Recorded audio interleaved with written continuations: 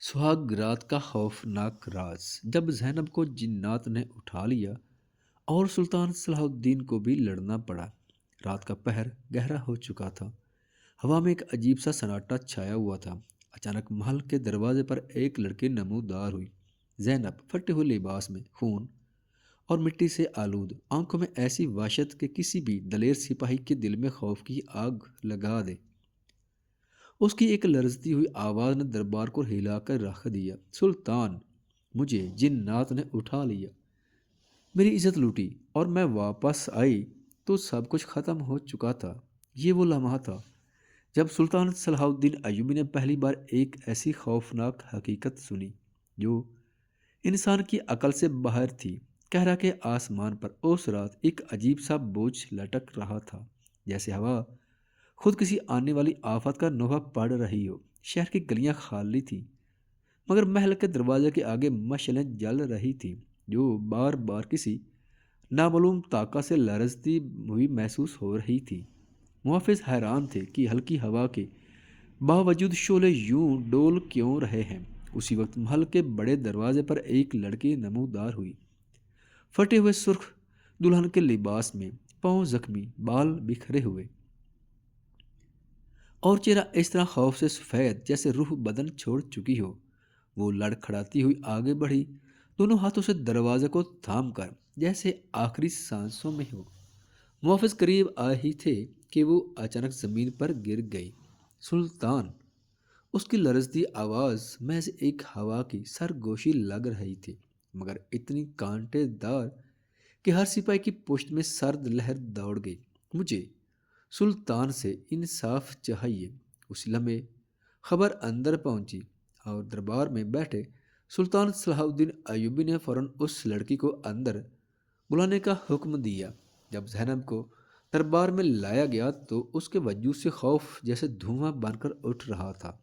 سینکڑوں سپاہیوں، وزراء اور درباریوں کی موجودگی میں بھی ایسا محسوس ہو رہا تھا جیسے کوئی سایہ اس لڑکی کا پیچھا کرتا ہوا اندر آیا ہو۔ سلطان کی گہری آنکھیں اس پر ٹکی رہیں۔ بیٹی بتاؤ، تمہارے ساتھ کیا گزری ہے؟ زینب کی آواز ٹوٹتی ہوئی کہنے لگی۔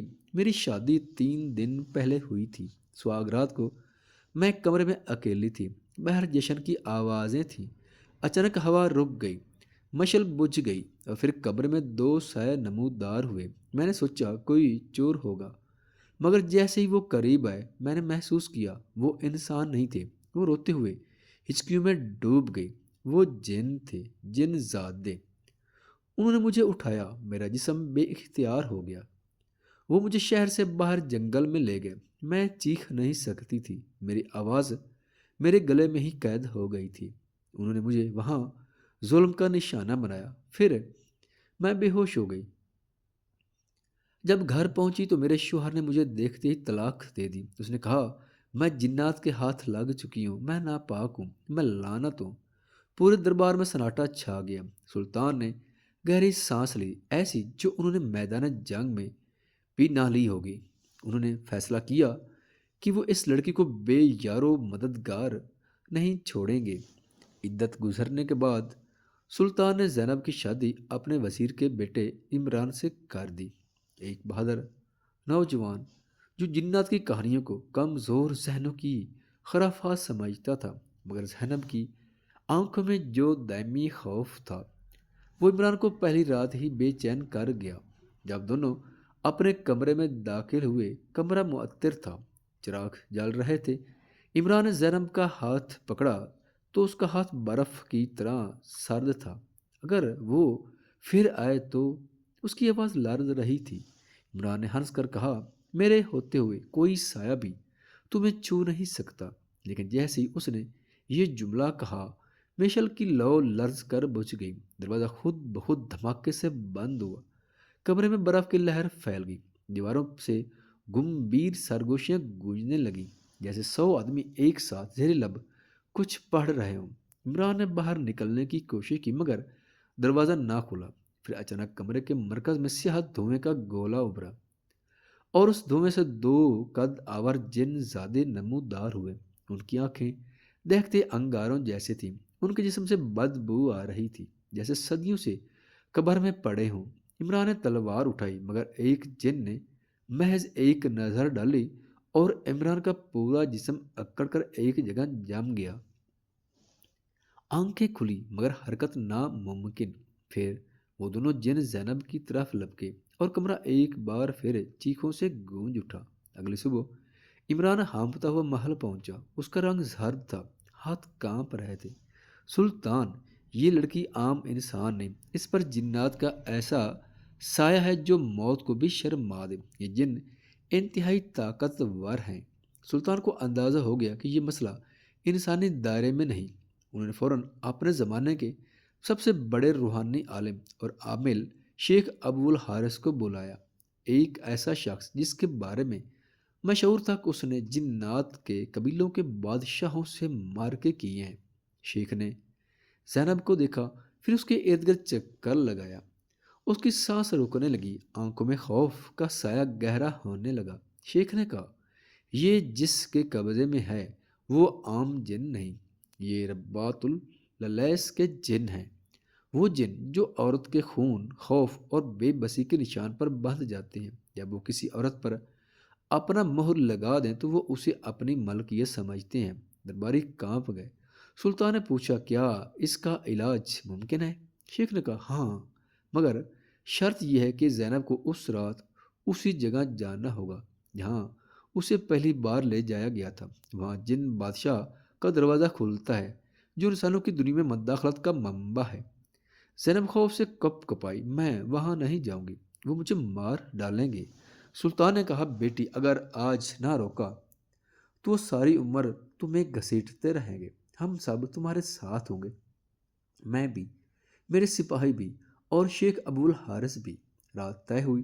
کہرا کے باہر کا وہ جنگل ایسا لگتا تھا جیسے درخت کسی بے زبان میں چیخ رہے ہوں۔ ہوا رک گئی تھی، چاند بادلوں میں گم ہو گیا تھا۔ شیخ نے تعویذ گاڑے زینب کو درمیان میں کھڑا کیا۔ سلطان اور سپاہی ارد گرد صف بنائے کھڑے تھے۔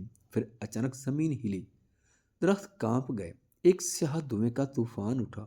جن زدے نمودار ہوئے، مگر اس بار ان کے پیچھے وہ ہستی آئی جس کا ذکر جنات کے بزرگ بھی خوف سے کرتے تھے۔ جن بادشاہ عقیل بن سکر۔